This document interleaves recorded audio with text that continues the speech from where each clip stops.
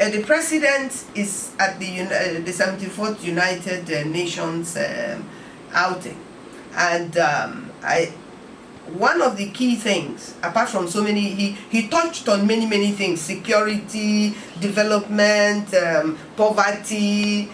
planting of trees by youths of Nigeria. Instead of finding them jobs, they're now going to be planting trees. Fine. But in all of these things, the environmental aspect of it, when I heard, when I listened to the environmental aspect of it, I didn't even bother to finish listening, quite honestly, because you cannot, as a president of Nigeria, or anybody safe, if you're in Nigeria, go and speak on the issue of global warming and what you will do and what you're doing towards bringing global warming down, when every day the footprint of global warming, the contribution of Nigeria as a country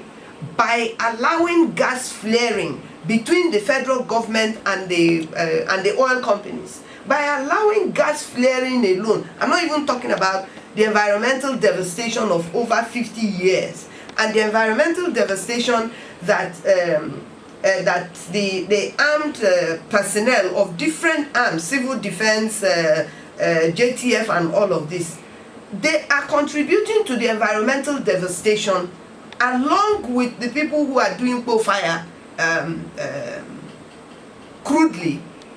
by setting the things that they have, the boats and the things that they have caught, the products that they say they have seized and arrested or whatever they do, by setting it on fire and by throwing it into the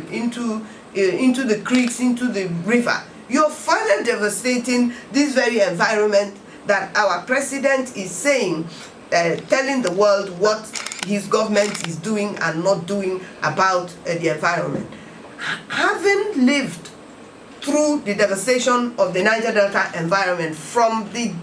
my childhood,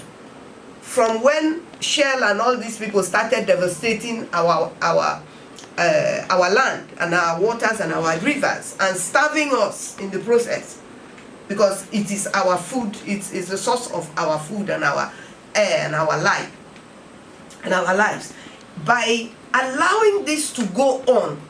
and the government being a 60-40 partner,